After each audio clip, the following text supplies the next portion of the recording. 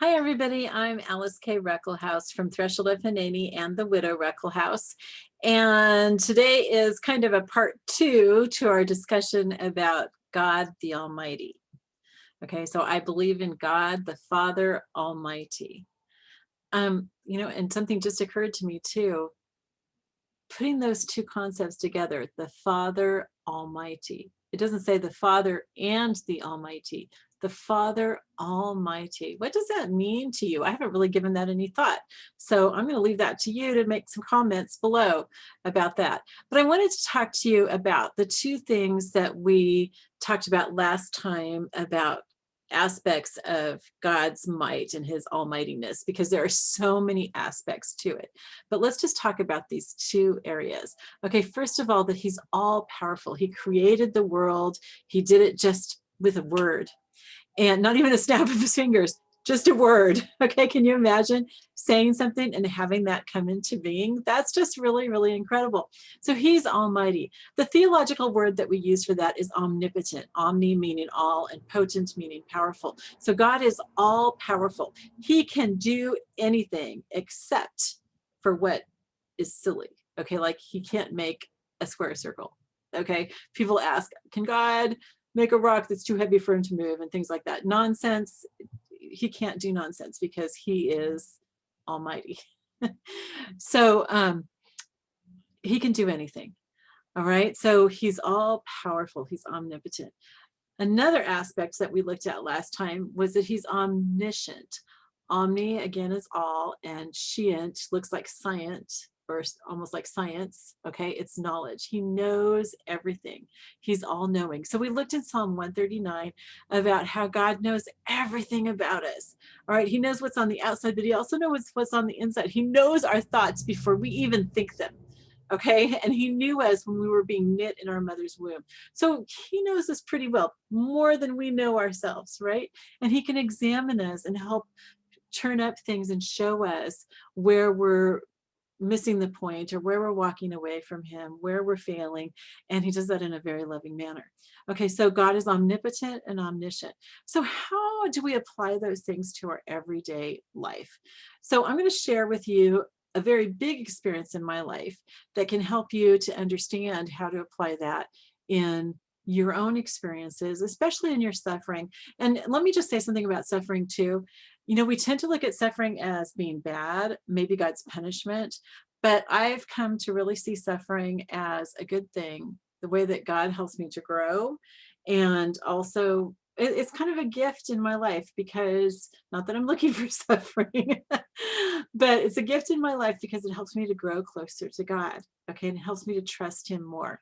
So I'm going to share an experience from my own life. And I will also link a video below where I share more about what happened. And I think another one too that talks more about this concept that I'm going to be talking about, because I want to keep this really short. So if you want more details, you can look at those videos.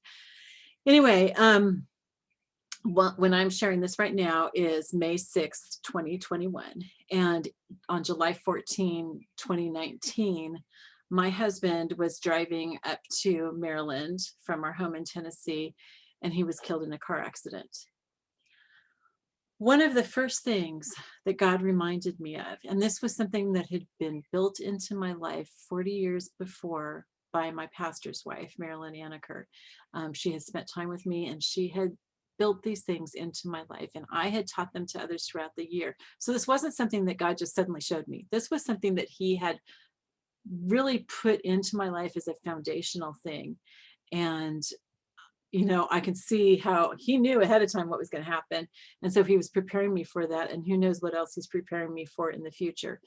But there were four truths that God showed me that I needed to hold on to very, very tightly. And the first two were these things that we've been talking about, that he is omnipotent.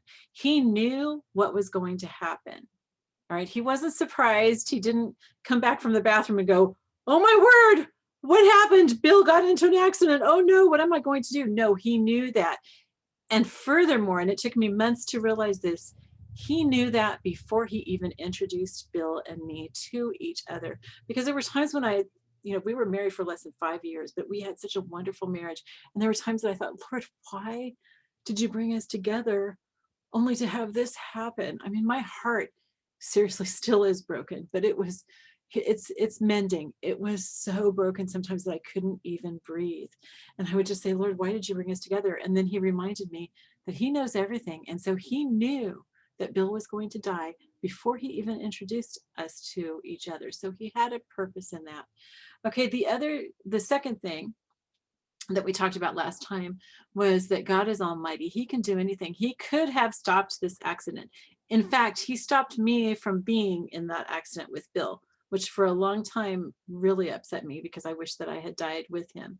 But he showed me ahead of time. I felt very strongly that something bad was going to happen, and I begged Bill not to go. But we were going to go anyway. We were planning to go. I don't think I felt that until after I couldn't go. So let me retell the story here.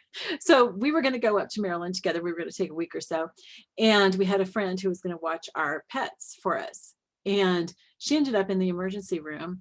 And so we had nobody to watch the pets. And so I had to stay home. And it was after that that I started feeling like something bad was going to happen. I'm not sure if I felt that he was going to die or not. I don't think so, but I don't really remember. It was a long time, 2 years ago. But I know that I felt that something bad was going to happen, and I begged him not to go. But I had no rational reason. I had no proof or anything like that. And so he went, and so I wasn't with him. And so God is all powerful. He stopped me from going. Why didn't he stop Bill from going? Why did he allow that accident to take place? He brought 4 men along at just the right time to be there with him while he was dying. And I'm so comforted in that. But there were times when I said, but God, if you could do that, then why didn't you just stop it from happening in the first place? So this is where we have to trust God. We know that he's omniscient. He knows everything. We know that he's all powerful. And if we just have those two things, it's really easy for us to shake our fist at God and say, why, God? Why didn't you do this? Why didn't you stop this from happening? But there's other things that we know about God. And one of the most important things is that he loves us.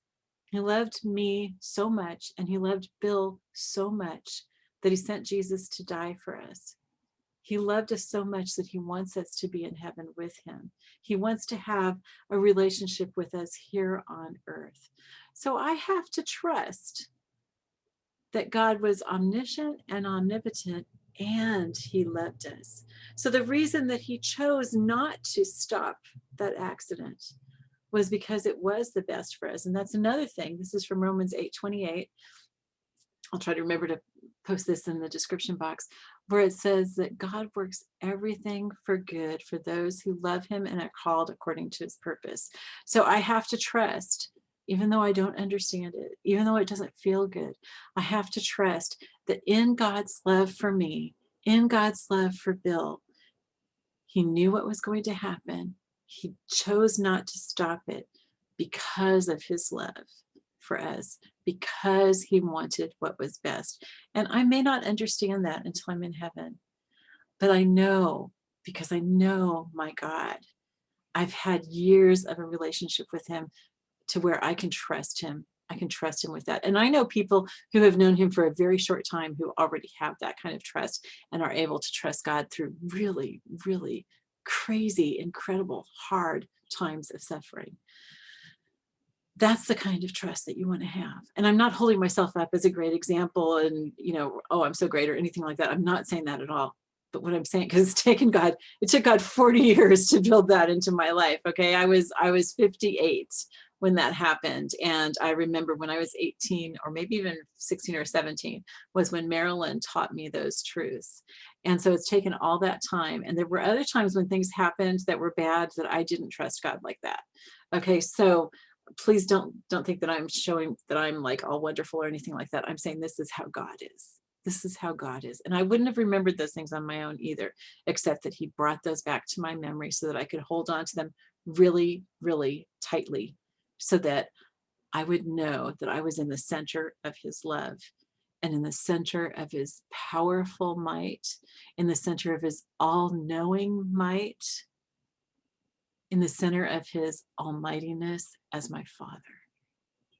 I'm going to leave you with that thought, and I would like for you today, for your quote unquote homework, think about if you're going through something right now, think about how these four truths, God's omniscience, his omnipotence, his love, and the fact that he works all things together for good for us. Think about how those things should help you interpret what you're going through right now. If you're not going through something difficult and you're not going through any suffering, either think about some suffering that you have gone through or something that someone else is going through, and ask God to show you how to apply those truths to that situation. Doing that will help you for when a time of suffering does come, because we do go through suffering. That's part of life. That's part of our growth. All right. I love you all. I will talk to you later. Bye-bye.